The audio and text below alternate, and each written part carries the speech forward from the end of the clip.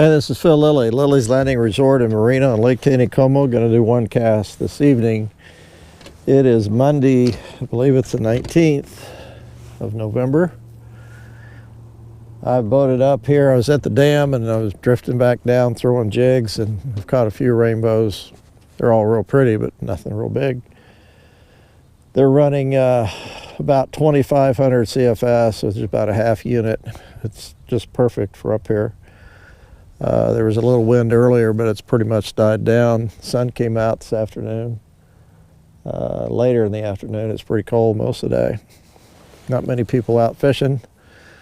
I'm throwing, this is a 16th ounce sculpin and ginger brown jig. I've got 4-pound line. Actually, this is a 3/32 ounce PJs, which is a little lighter than 3/32, but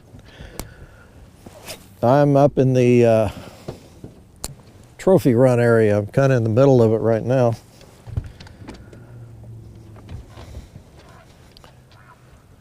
This is a pretty deep area through here. The water's kind of slows down through here.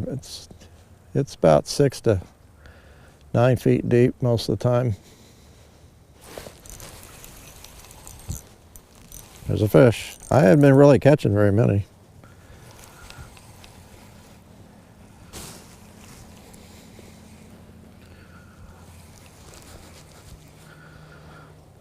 Ooh, what is that? Well, this is a lesson, I guess. It's a rainbow, but he's been handled. He's had a lot of the slime rubbed off of him.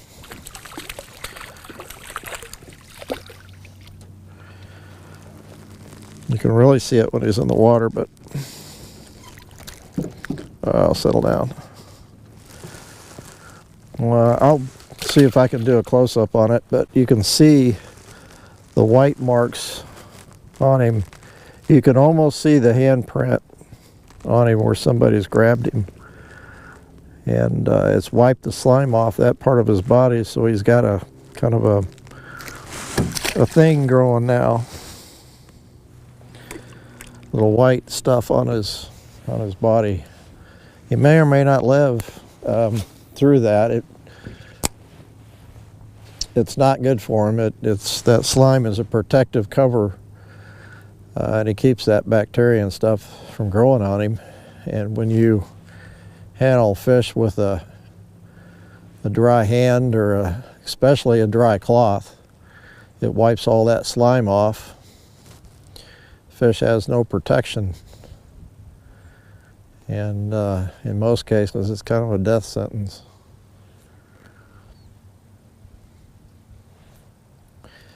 Sometimes it takes a little bit of effort to get your hand wet, or keep that cloth wet if you're using a cloth. Even a cloth will take off, a wet cloth will take off that slime, but not as bad as a dry cloth.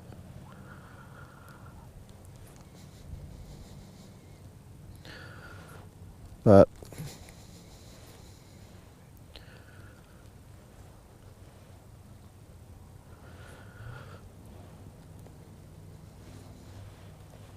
not many boats out today. We've had some people arrive for the week or for the holiday today and putting their boats in, and a few people fishing off the dock. I haven't looked to see if they're going to continue this this flow. I did get an email from Shane Bush, the Missouri Department of Conservation biologist for Table Rock and Taneycomo, and he forwarded me an email from, I guess, from the Corps, yeah. And you know, we talked about the oxygen and how Table Rock turns over, and all that cold water from the top goes to the bottom and it mixes, and our oxygen in our lake gets a lot better. Well, it's happening. The last test that they did, the water went from below 1 parts per million coming into the turbines to 3.5. So it's just a matter of a day or two. If not, it might have already turned. And what that does, it lifts the restriction on how much water they can run as far as percentage through each turbine. And they've lifted the restriction to, I think it's 87% is what they can run now through a turbine without injecting liquid oxygen. So all that to say is it's a yearly thing. It happens every year, and it's happening now, and we'll have good oxygenated water until later next summer when it starts to get hot and loses its oxygen. It's a good thing, although our water quality has not been bad at all this year. We've hardly seen a slowdown in how they feed and how they fight. So this area down through here gets really super shallow. When the water is off, you can't bring a boat up through here. It's just too deep, or too shallow. I'm almost not quite down to that shallow area, but it's still, it's about 3 foot here, I guess. Deep enough to catch fish.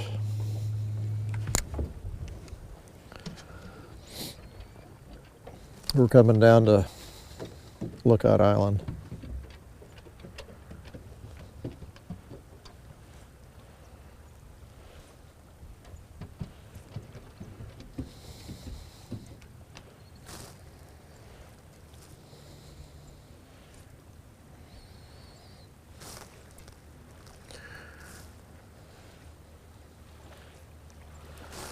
Gotta watch a log back there, and I don't want to hit it.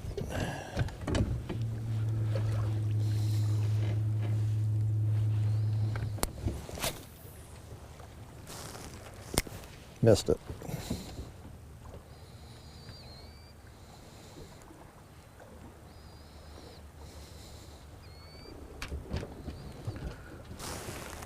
Ooh, a bunch of mallards. Those are wild ones too. Ooh, I got some logs coming up.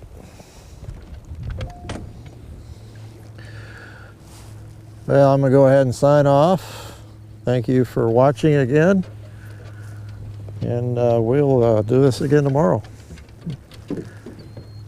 I'm losing the power of my trolling motor, so I'm gonna miss them.